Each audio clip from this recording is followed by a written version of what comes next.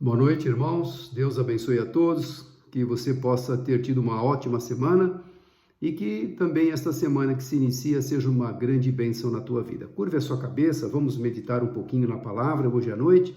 Eu sei que o Senhor, como sempre, fala conosco através desta palavra preciosa, vai falar com você também.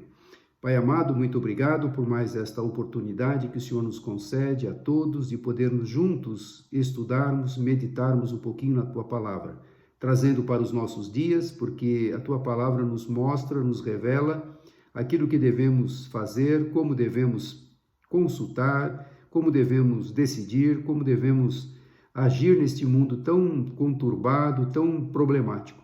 Mas temos o Senhor que é o nosso auxílio e a nossa fortaleza. Fala conosco, Senhor, eu te peço em nome de Jesus. Amém. Glória a Deus. Nós vamos meditar um pouquinho hoje o tema que eu escolhi aqui, liberdade para decidir. Constantemente estamos decidindo. Temos liberdade para decidir. Glória a Deus que você pode pensar, pode decidir, pode analisar as circunstâncias antes de tomar uma decisão. E aí nós temos esta liberdade. Em alguns lugares, infelizmente, as pessoas não têm esta liberdade de decidir. É imposto praticamente aquilo que elas devem fazer ou praticar. Mas nós temos experiências na palavra de Deus que mostram, né? São alertas, são orientações, são pessoas que no passado cometeram erros, que no passado tiveram consequências pelos erros que cometeram, por terem decidido errado. Então a palavra de Deus é tão maravilhosa que ela mostra decisões certas, decisões erradas, as consequências que são as bênçãos de termos a decisão pautada na vontade de Deus. Nós escolhemos isso, escolhemos bênçãos. E temos também as consequências terríveis, porque muitas vezes a gente decide precipitadamente e decide errado. E aí tem, inevitavelmente, as suas consequências. E nós vamos pegar uma história muito conhecida, até do povo de Israel. Mais uma vez, o povo de Israel está aqui, né, para que possamos aprender com a sua história. E nesse momento da história, era Salomão que havia acabado de morrer. Salomão, que foi um rei de Israel, reinou sobre as 12 tribos, tanto ele quanto Saul, Davi e Salomão, os 3 reis iniciais, começaram reinando sobre as 12 tribos. Mas Salomão, o homem mais sábio, começou muito bem, pediu sabedoria a Deus, que o seu pai Davi tinha feito um reino espetacular, um homem segundo o coração de Deus. E quando Davi morre, ele deixa a responsabilidade nas mãos de Salomão para seguir aquele reino. Então veja que coisa importante, um jovem novo, por cerca de mais ou menos 19 anos, quando ele assumiu o reinado. E ele pede, né, em sonho, Deus aparece a ele e fala, pede o que você quer. E ele pediu sabedoria, porque ele viu como seu pai havia governado o povo de Israel. E ele queria também ter a sabedoria para continuar aquela missão tão importante que era ensinar o povo, que era julgar o povo, que era conduzir o povo no temor do Senhor. E ele pede isso para Deus, e Deus concede. Olha que pedido bom. Mas Deus se agradou tanto de Salomão que ele não somente concedeu sabedoria, como riqueza, fama, poder. E nós vamos ver, né, no decorrer de estudos da palavra, da leitura da palavra, você vai ver o quanto ele aumentou os reinos, as fronteiras de Israel, através da marinha mercante, comércios, fez alianças com outros reinos, e aí começou o problema da queda de Salomão, a parte espiritual, porque esses casamentos de negócio, onde ele firmava contratos, ele trouxe muitas mulheres que tinham seus ídolos, que tinham seus costumes, as suas idolatrias nos seus países, e trouxeram para dentro de Israel. E isto desagradou a Deus, desagradou tremendamente a Deus, porque levou o povo a pecar. Se é uma coisa que desagrada a Deus, desagradava e que desagrada a Deus hoje, é a gente se afastar dos caminhos do Senhor, é a gente idolatrar algo. Aqui o povo vai começar a idolatrar ídolos, né? Deuses pagãos que as suas esposas trouxeram. Mas hoje não precisa necessariamente ser um Deus pagão. Aquilo que você coloca acima de Deus, por exemplo, às vezes até a tua família, teu filho, tua esposa, teu esposo, o teu emprego, os teus bens. Cuidado, que às vezes isso se torna uma idolatria. E Deus, isto não agrada a Deus. Isto é abominável perante o Senhor. E por causa desse gravíssimo erro, ele assolava o povo para bancar um harém. Tinha 700 mulheres casadas, esposas, e 300 concubinas, ao todo 1.000 mulheres. Para sustentar tudo isso, quem é que pagava as custas? Era o próprio povo. E aí, Salomão morre, mas Deus fala ainda para Salomão em vida: olha, devido ao teu grande erro, teu grande pecado de trazer idolatria, você que era o filho de Davi, o homem segundo o meu coração, trouxe idolatria, por causa desse pecado terrível, eu vou rasgar de você o reino. Ou seja, você tem hoje 12 tribos, as 12 tribos de Israel, você governa sobre elas. Por causa deste pecado, o seu filho, não você, o seu filho, ele vai poder reinar somente sobre 2 tribos. A tribo dele, que é de Judá, a tribo de Judá, e a tribo de Benjamim. Somente 2 tribos. Você pode imaginar um reino que tinha 12 tribos, né? Cerca de 3 milhões de pessoas, agora ele vai reinar somente sobre 2 tribos. Então Deus prometeu, isto já era plano de Deus. Mas agora a gente vai ver, o seu filho, Salomão morre, o seu filho Roboão vai assumir o reino. E essa passagem que nós vamos ler aqui, no capítulo 12 de 1 Reis, vai exatamente ter uma conversa, ter um diálogo entre o rei, que é Roboão, filho de Salomão, com o povo. O povo estava cansado de tanta opressão, de tanta humilhação, de tantos impostos, de tantas leis duras que Salomão aplicou a eles para bancar toda aquela mordomia que ele tinha. E agora o povo, né, vai chegar para Roboão e pedir: qual é a tua forma de governo? Como você vai decidir nos governar? Qual a tua proposta de governo? Então, é este diálogo. E aí, qual é o nosso tema? Liberdade para decidir. Roboão, ele tinha liberdade para decidir. Nós temos liberdade constantemente para decidirmos o que nós devemos fazer na nossa vida. Mas muitas vezes a gente não sabe como decidir. Constantemente, poxa, a gente se envolve em situações, muitas vezes a gente fala: não sei se eu vou por aqui ou se eu vou por ali, estou numa encruzilhada, não sei o que decidir. E aí nós vamos ver algumas coisas nesta história tão conhecida que nós vamos tirar daqui, extrair daqui, para aplicar nos dias de hoje. Porque tudo que está escrito na palavra, você pode perfeitamente aplicar para os dias de hoje.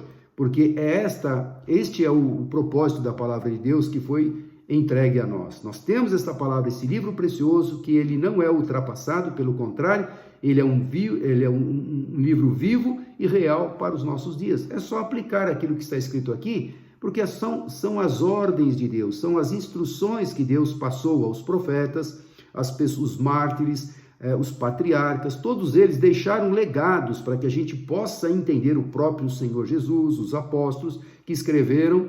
Temos estas ricas lições que temos que aplicar nos dias de hoje, se queremos ser bem-sucedidos, se quisermos ser bem-sucedidos. Então, vamos ler lá, abra comigo a palavra, se você puder acompanhar, acompanhe, assinale. É um trechinho curto, mas daqui nós vamos tirar algumas lições, alguns princípios de decisões, liberdade para decidir. Você tem um livre-arbítrio, você pode decidir o que você quiser, mas não é melhor a gente decidir de acordo com a vontade e aprovação de Deus? É muito melhor, porque Deus conhece o nosso futuro, Ele sabe se aquilo será bom ou não será bom para nós. Então vamos ler lá. 1 Reis, capítulo 12, de 1 a 15, diz assim: Roboão foi a Siquém, onde todos os israelitas tinham se reunido para proclamar o rei. Assim que Jeroboão, filho de Nebate, que estava no Egito, para onde tinha fugido do rei Salomão, soube disso, voltou de lá. Depois disso mandaram chamá-lo. Então ele e toda a Assembleia de Israel foram ao encontro de Roboão e disseram: Teu pai, Salomão, colocou sobre nós um jugo pesado, mas agora diminui o trabalho árduo e este jugo pesado, e nós te serviremos. É uma reivindicação justa. Seu pai, Roboão, seu pai Salomão, colocou um jugo pesado, sabe, impostos pesados, um jugo que está deixando o povo sem recursos para sobrevivência. Então era uma reivindicação muito boa. E aí Roboão vai responder. Roboão respondeu: voltem a mim daqui a 3 dias. Então o povo foi embora. O rei Roboão perguntou às autoridades que haviam servido ao seu pai Salomão.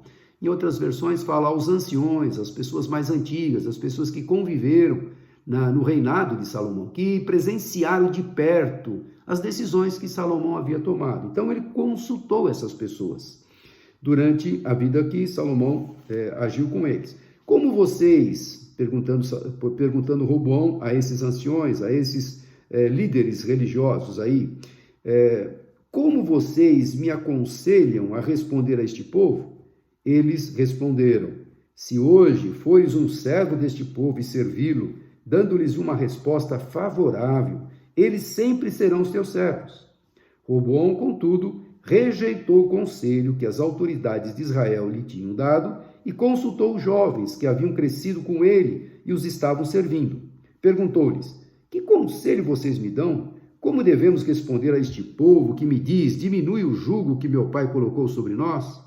Os jovens que haviam crescido com ele responderam: a este povo te disse: teu pai colocou sobre nós um jugo pesado? Torna-o mais leve, diz o povo.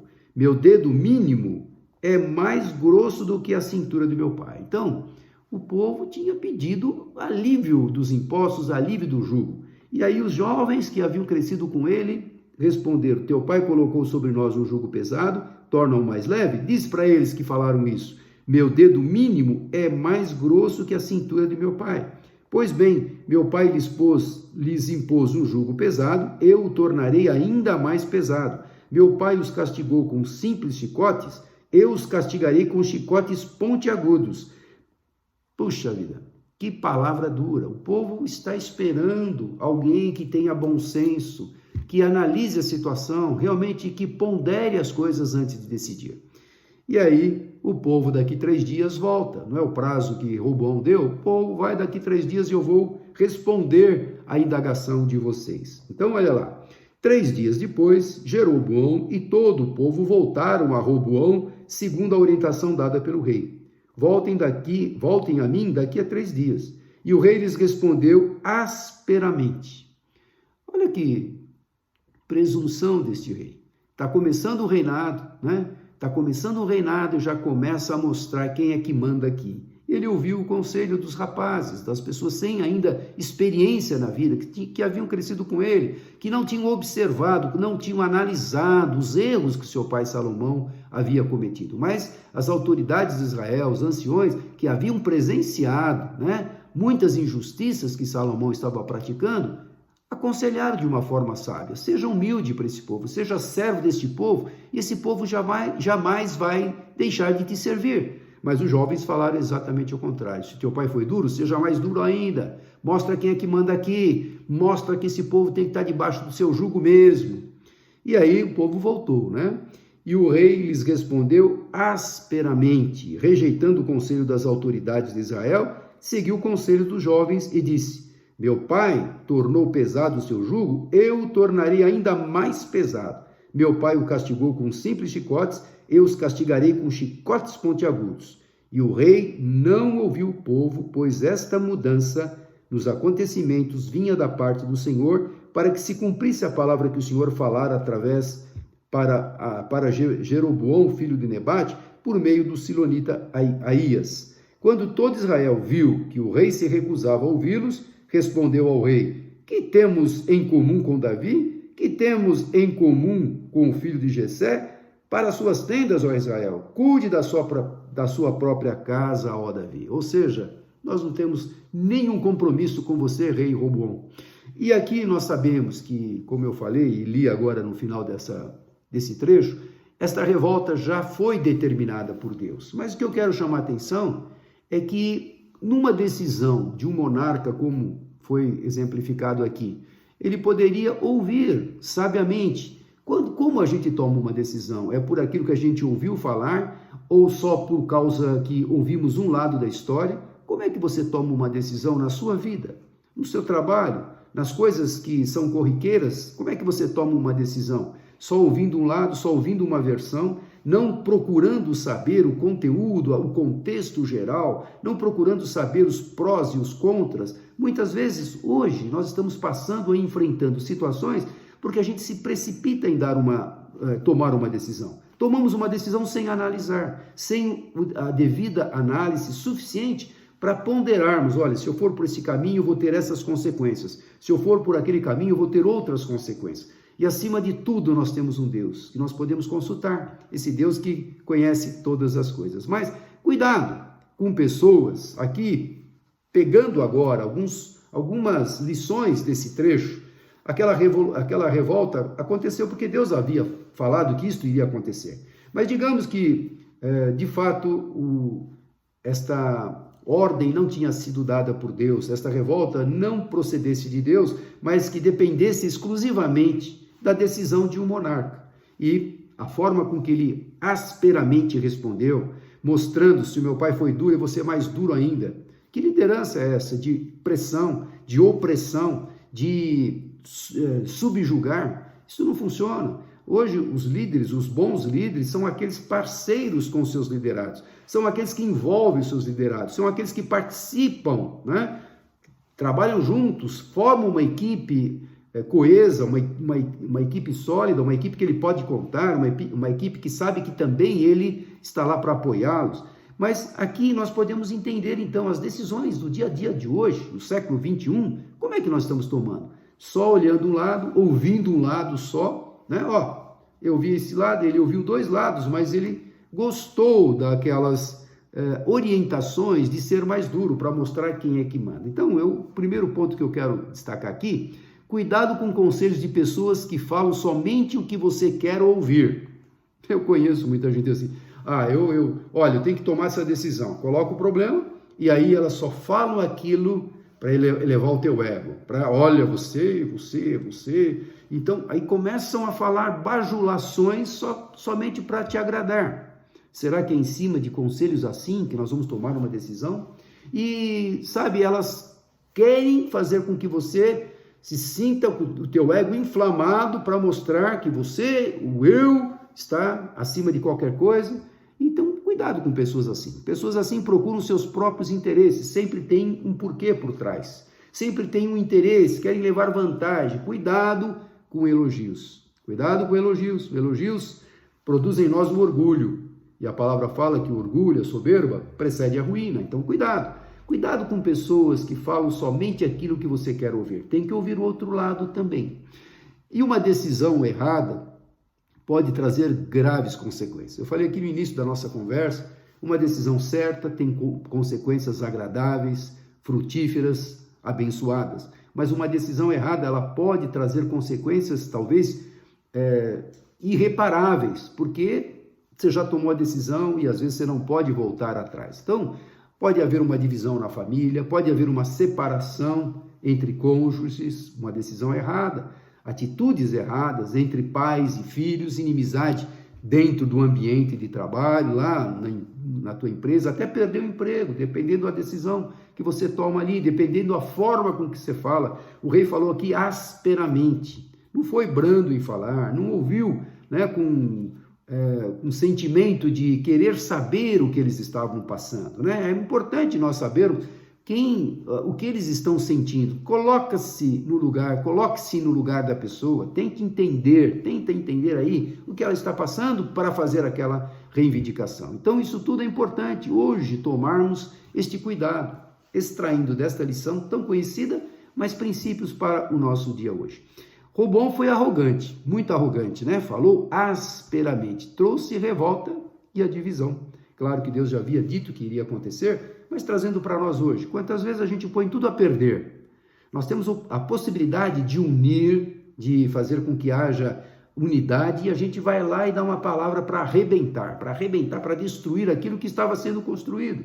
E às vezes leva-se tempo para trazer um ambiente harmônico, e uma palavra, uma frase, uma decisão pode colocar tudo a perder. Então, a palavra nos alerta, cuidado. E olha o que diz aqui a palavra lá em Provérbios 15:1.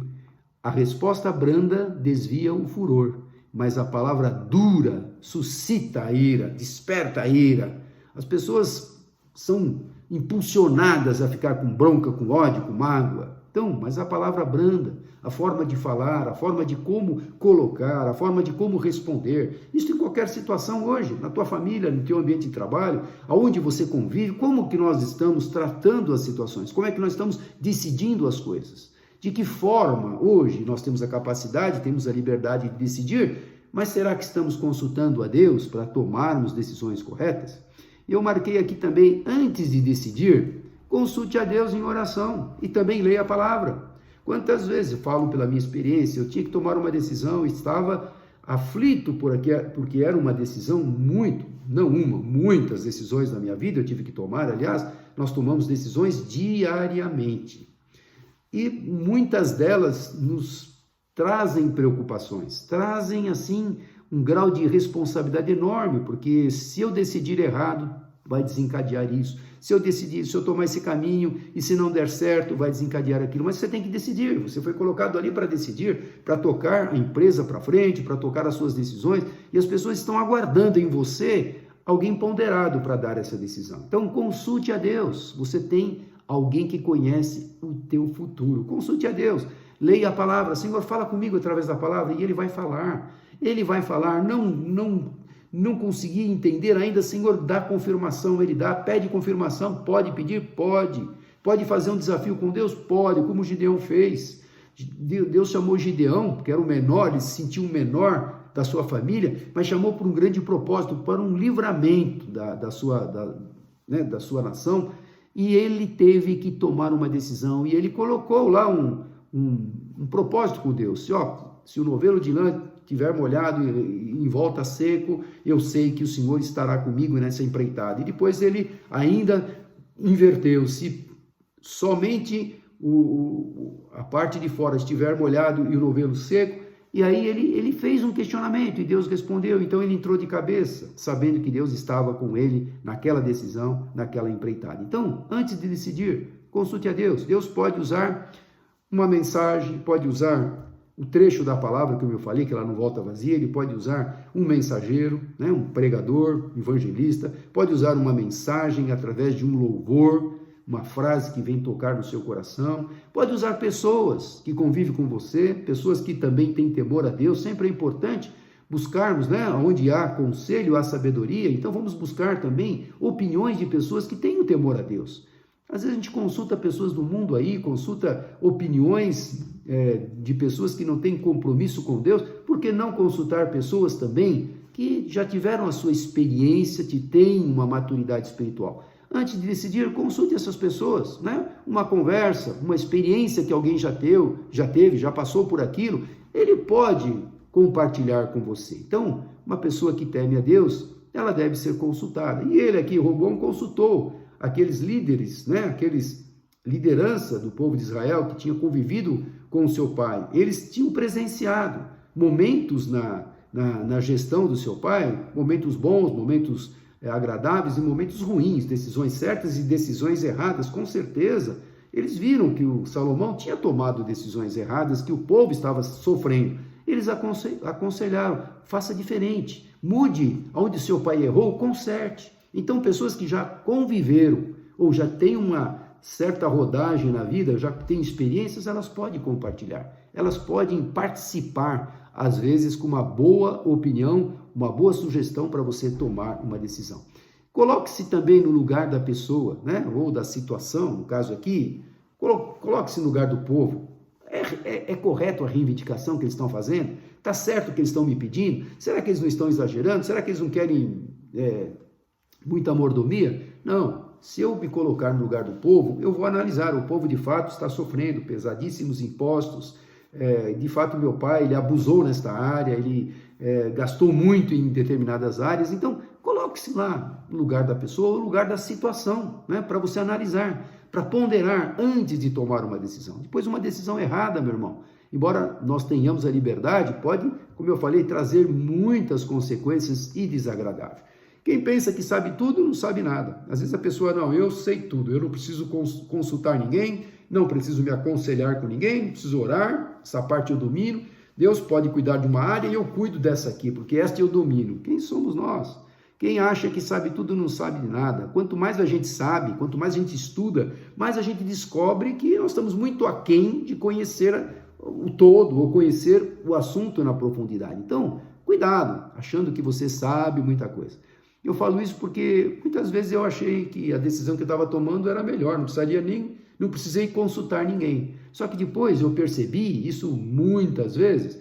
Poxa, se eu tivesse ouvido aquela pessoa que está envolvido mais diretamente naquela área, e eu poderia ter relevado essa decisão que eu tomei. Por quê? Faltou um pouco de experiência, temor a Deus, consultar ao Senhor. E o Senhor toca, converse com a pessoa, fale com aquilo, pergunte aquilo. O Espírito Santo, que é uma pessoa sensível e maravilhosa, ele está aí para te ajudar. Consulte ao Senhor, primeiramente ao Senhor em todos os pontos, leia a palavra e com certeza Ele vai te mostrar e vai colocar até pessoas para te ajudar. Ele vai colocar pessoas na tua frente que vão te ajudar a tomar estas decisões que nós precisamos.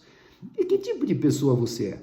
Será que você é aquela pessoa compreensiva, agradável, sensata, ponderada, ou uma pessoa irredutível, uma pessoa difícil de trabalhar?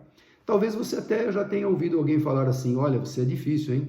Como é difícil te convencer, como é difícil te dobrar, como é difícil você mudar de ideias ou de opiniões. Talvez a gente tenha essa característica. Não, o que eu decido está decidido, eu não volto atrás. Muitas vezes sabe que está errado, mas não volta atrás. Aí eu orgulho, né? Não volto atrás porque o que vão pensar de mim? Eu vou abrir mão de uma decisão, vou voltar atrás?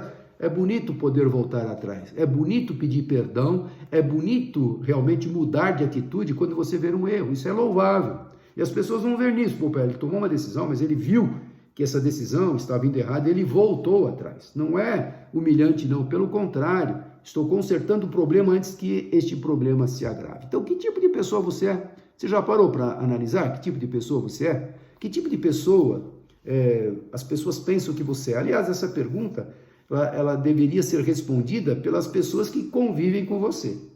Você pode até perguntar para uma pessoa assim, a família, claro, a família, esposa, os filhos, que estão mais próximos a você, como é que eu sou? E a gente não quer ouvir muitas vezes defeitos, né? Não, ó pai, ó mãe, você é assim, você é daquele jeito. A gente não quer ouvir, a gente quer mostrar sempre a nossa autoridade acima das outras. Mas a resposta de uma pessoa que convive com você, ela pode te dizer que tipo de pessoa você é. Porque às vezes, você sabe que às vezes a gente não percebe que a gente tem alguns defeitos e a gente fica batendo na tecla, no ferro frio e vai dando cabeçada até que alguém um dia, né, fala, olha, muda, seja mais sensato, seja um pouquinho mais flexível, né, esteja no contexto geral do assunto, não seja precipitado nas suas decisões. E às vezes a gente precisa ouvir isso de pessoas. Mas consulte primeiramente a Deus, com certeza o Espírito Santo vai falar com você e colocar pessoas que possam te orientar, pessoas sábias, pessoas tementes a Ele, pessoas que tenham compromisso, que tenham experiência, vivência. Isto nós podemos consultar e o Senhor pode colocar. Cada vez que você quiser, olha aqui, muitas vezes a gente pensa assim, né? A gente vai tomando decisões erradas um dia após outro, e isso vai nos afastando de Deus, porque a gente acha que Deus é culpado. A gente faz as besteiras, a gente não consulta a Deus, a gente não ora, a gente não busca na palavra, não busca sábios conselhos, e a gente toma as decisões, e as coisas vão complicando, e a gente começa a achar que Deus é culpado, e a gente culpa a Deus. Por que Deus permitiu isso? Mas você consultou a Deus? Por que isso está acontecendo comigo? Poxa, mas você que tomou essa decisão. Essa decisão é uma consequência, essa consequência aqui é uma resposta daquela decisão que você tomou, é uma consequência daquela decisão. Então, a gente começa a culpar a Deus, a gente vai se afastando aos poucos de Deus. Então, olha, cuidado, porque muitas vezes, né, a gente acha que Deus é culpado, a gente vai para a igreja, a mensagem entra por aqui, sai por aqui, o louvor já não toca mais. Não é a igreja que está fria, não é o pastor que não tem a palavra, não é o ministrante do louvor que não tem a unção para passar aquilo que a igreja precisa para louvar ao Senhor. Muitas vezes somos nós que estamos nos distanciando, decisões erradas, temos liberdade para fazer o que quisermos e achamos que não precisamos consultar a Deus. Então, sabe, começamos a nos distanciar de Deus. E, sabe, isso é uma coisa que acontece muito sutilmente. Ah, não, pastor, eu estou firme, estou lá com Deus, não abro, não tenho perigo de me afastar dele, mas aos poucos as suas decisões muitas vezes vão te separando de Deus. A história aqui de Israel, você vai ver que das 12 tribos, daqui a pouco, lá na frente, vão ter reis do norte, reis do sul, daqui a pouco os irmãos do norte, dos reinos do norte com os reinos do sul, vão brigar entre eles, quando eles tinham que expulsar os cananeus, todos os cananeus que estavam ali. Claro que Davi fez isso, Salomão fez isso, Salomão já pegou o reino equilibrado, em paz, mas guerras eram constantes, uma nação querendo dominar a outra nação. Uma hora é o Egito, outra hora é a Síria, e todos ali estão em conflitos. E às vezes, os irmãos entre eles, o Reino do Norte e o Reino do Sul, brigando, porque decisões foram tomadas erradas. Líderes sem capacidade, sem temor a Deus, levam o povo ao sofrimento. E você vai ver isso na história de reis, de profetas, que Deus levantava o profeta para mostrar os erros dos reis, e muitas vezes eles não ouviam os profetas e vinham as consequências. Decisões erradas. Cuidado, né? Então, e Deus sempre fala com a palavra. Quando a gente consulta, pede sabedoria, pede orientação, sempre Ele vai falar. Agora, tem uma coisa que a gente não quer, né? Ter compromisso. A gente quer as bênçãos, mas não quer ter compromisso. A gente quer receber, mas também não quer oferecer nada. A gente não quer oferecer o nosso tempo, oferecer o nosso dia para o Senhor, oferecer o nosso louvor para o Senhor, oferecer um momento, né, que a gente pode doar para ajudar um próximo. A gente não quer nada, a gente quer só as bênçãos. E muitas vezes a gente não tem compromisso de ir para a igreja. Olha, se não tiver nada que fazer, se eu não tiver nenhum outro compromisso, eu vou para a casa de Deus. Aí eu quero te fazer até um desafio. Cada vez que você quiser faltar na casa de Deus ou na igreja, fale em voz audível para Deus assim: qual é o real motivo que eu não vou hoje na casa de Deus? Para Deus. Não precisa falar para o pastor, para o teu amigo, teu irmão. Fala para Deus: olha, hoje o meu real motivo de não ir para a casa de Deus, eu não estou com vontade. Está chovendo, está frio, está calor, estou desanimado, estou cansado. Esse é o real motivo, porque de Deus você não esconde. Para o pastor você pode falar, pode argumentar, pode falar algumas coisas, mas para Deus não tem como, né? Fala para ele: Senhor, hoje eu não vou porque eu não estou com vontade de ir. Hoje eu não vou porque eu estou cansado. Coloca para ele. E aí, veja se aquilo não vai pesar no seu coração. Agora, tem reais motivos. Eu não vou porque eu estou enfermo. Eu não vou porque eu estou com alguém no hospital. Eu não vou porque, de fato, hoje eu estou viajando, estou a trabalho. Existem motivos que nos impedem de irmos à casa do Senhor. Existem, claro, ninguém aqui acha que você tem que deixar tudo de lado. Não, nós temos que dar prioridade a Deus, mas Deus conhece também os reais motivos. Então, toda vez que você não tiver vontade ou pensar em faltar, fale para ele: hoje eu não vou por causa disso. Ele começa a analisar aquilo que você falou e fala para você também: será que isso é um motivo real? Será que este é um motivo, assim, justificável, de fato, para eu não ir? Porque vão existir aqueles que eu falei que são justificáveis. Então, nesse, claro que você não vai poder ir. Deus sabe e Deus entende e Deus vai te fortalecer nesses momentos de luta que nós enfrentamos, e Ele vai reconhecer: não, meu servo não pôde hoje me cultuar, mas ele tem intimidade comigo, ele me busca, ele toma decisões pautadas naquilo que eu deixei como recado para ele. E o Senhor sabe de todas as coisas. Então, essas pessoas que futilmente faltam, sem motivos reais, sem motivos plausíveis, Deus vai falar com eles. Então, na hora da necessidade, Deus vai te fazer também lembrar a sua falta de compromisso. Na hora da necessidade, com certeza o Espírito Santo vai falar: você lembra aquela vez que você não foi porque estava cansado? Que você não foi porque você estava desanimado? Que você não foi porque você tinha outra coisa que você podia deixar para depois, mas você fez na hora do tempo que nós dedicamos a louvar a Deus? Sabe daquilo? O Espírito Santo, ele é maravilhoso, ele traz a memória, tá? Então, na hora da necessidade, Deus vai tocar no seu coração: você lembra daquilo lá que você falou para mim? Eu não vou hoje por causa disso. Não era um motivo justificável. E também Deus, né? Ele pode falar assim: olha, não espere que eu vou te responder, porque não vou te responder imediatamente, porque também você não tem compromisso comigo, você não está preocupado em doar um tempo, me cultuar, me adorar, reconhecer o que eu tenho feito. Você não tem compromisso. Então, sabe, eu também não estou muito preocupado em te atender rapidamente. Mas Deus é tão misericordioso que quando a gente chega a Ele com o coração contrito, arrependido, pedindo perdão, misericórdia, compaixão, ainda ele vai atender, né? Mas lá em Isaías tem um versículo que eu gosto muito, eu já li muitas vezes esse versículo e serve para mim. Isaías fala assim, Isaías 43, 26, Deus falando: relembre o passado para mim. Olha, traz a memória, relembre o passado para mim. Vamos discutir a sua causa. Apresente o argumento para provar a sua inocência. Quando você estiver orando, né, murmurando contra Deus, porque às vezes a gente não ora, a gente murmura, poxa, estava acontecendo tudo isso. Aí Deus fala assim, relembre o passado. Veja as vezes que você poderia ter me louvado, poderia ter me servido, poderia ter um compromisso comigo, você não estava nem aí, não deu valor. Não me adorou, não buscou a minha face, não leu a palavra, não orou. Orar, então, não faz mais parte, né, do seu compromisso. Então, relembre o passado, traga a memória, vamos discutir a sua causa. Deus quer tudo às claras, coloca o jogo na mesa aqui, apresente o argumento para provar a sua inocência. Isaías 43, 26. Todas as vezes que você achar que não deve ir na igreja, não deve ir cultuar ao Senhor, irmãos, ir na igreja é muito importante.